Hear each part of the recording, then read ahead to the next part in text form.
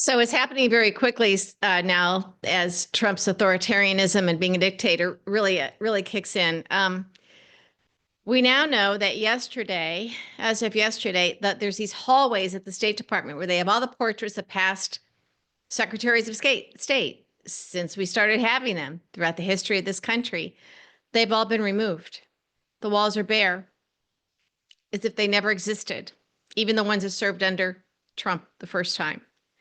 They are literally deleting and removing and erasing the history of our country to replace it with what? So they've done this at some of the other agencies too, and they've taken down all, the posters of depicting the different programs around the world, the different aid that we give, the aid that we give people here at home, helping people. And all of that's gone. The walls are bare. Like we've never been a country with compassion. So this is kind of scary. We know that Pete Hegseth, the drunk, who is now our Secretary of Defense, he has now removed the portrait of General Milley, and he's also removed his Secret Service detail. And Trump has done that with other people who have criticized him, people who need it, people who are vulnerable to assassination attempts and violence because of Trump. I think he wants to send a message. He wants somebody to get killed. Remember, he let all these January 6th violent criminals out of jail, and they have immunity now. His own little personal army, his own flying monkeys to commit violence. So the other thing that's going on, and this is courtesy of our friend Ken Klippenstein, he posted this. This is getting leaked to him.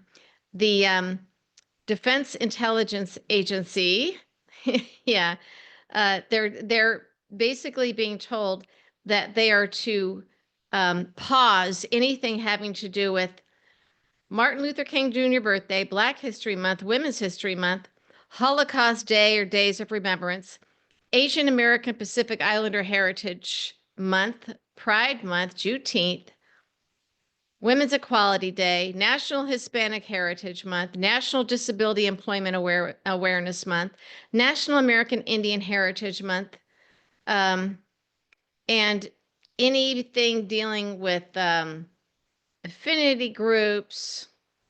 Oh my Lord, I'm looking at this. Employee networking groups, all of this gone. All of this is gone.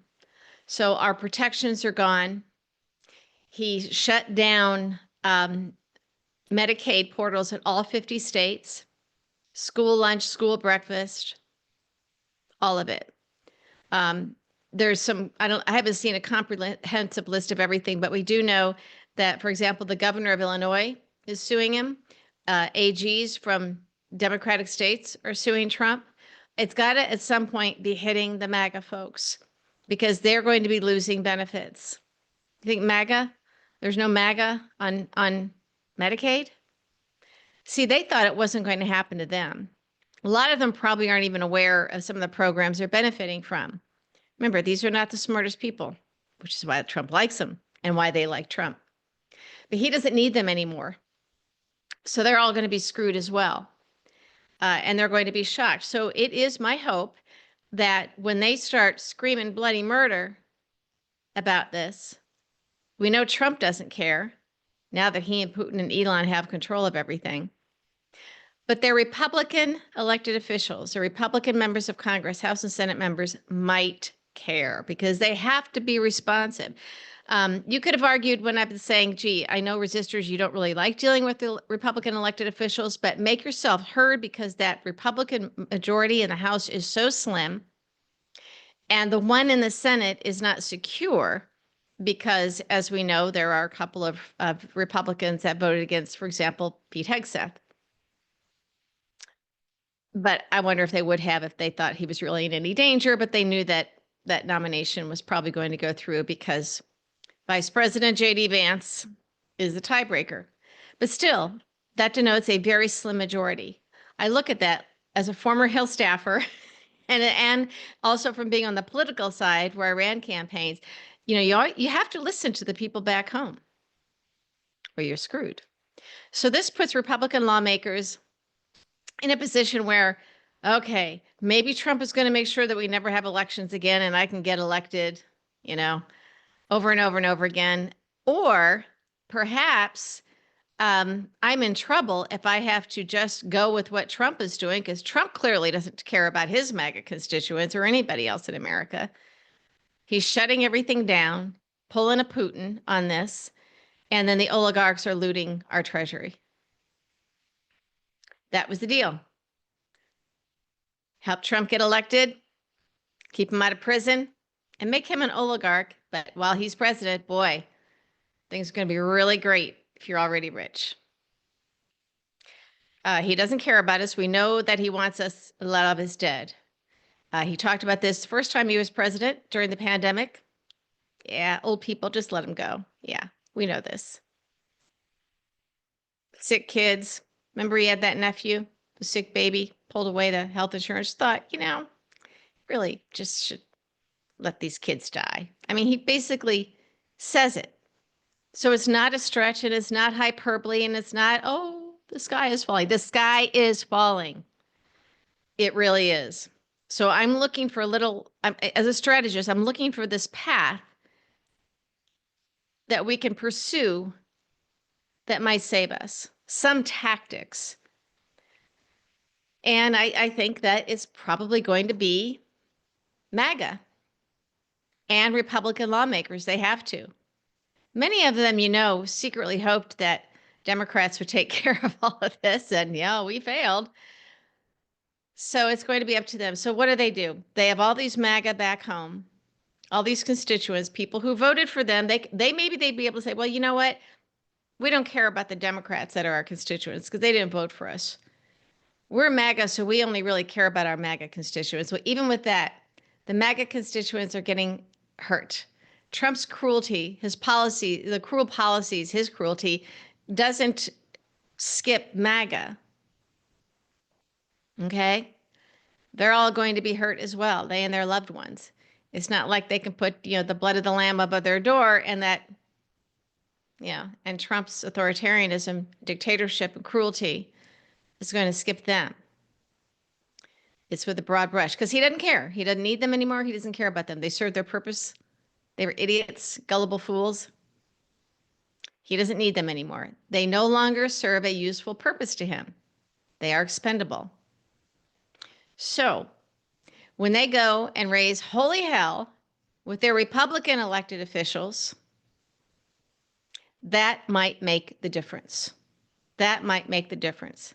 Now, I noticed our friend Don Winslow tweeted that he'd really like to see journalists, if we still have any left, ask a lot of MAGA people what they think of some of the stuff now that Trump is doing, cutting off all these programs, literally cutting out medicine and food. I mean, people are going to die. And we won't get that information because Trump is shutting down all the information with the agencies, and we don't have a media that's going to report it. Hence, my always urging you guys to check out foreign media. And so what are these folks going to do? Think they're all going to be willing to die for Trump? I don't think so. I don't think so. So this is where we are. Is this going to be, could you call it a civil war? Well, not if the MAGA are on our side too. But it's frightening because it's also a sign of how far Trump has gone in such a short period of time. He didn't let grass grow under his feet. They wanted the shock and awe of coming through with all this stuff so people get whiplash and we can't keep up. But MAGA is getting as screwed as the rest of us. And it's going to take probably Republicans in Congress to play a pretty strong role to remedy this. I think we might have one or two here and there, but this is going to be a tough one. But when it means their own reelection is in jeopardy, that's where you're going to have Trump and Elon and their money and their threatening Republican members of Congress. Remember, they're threatening to primary them, but 170 of them defied him on the debt limit anyway. So what are they going to do? Primary 170 of us? So it'll be Republicans worried that their constituents who voted for them, who are MAGA, are getting screwed and ruined and are dying and getting it just like anybody else because of Trump's policies. And that's what it might take. I just hope that it happens sooner rather than later. I think that they may not want to be allies of ours. They will think that they are acting independently. They're not going to join forces with us.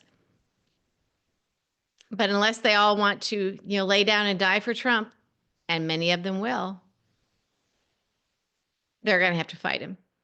And so will Republicans in Congress. So that is my hope. I don't know if it's my expectation. I raise it as something that is a possibility. And that might help us strategize a little bit to make sure that it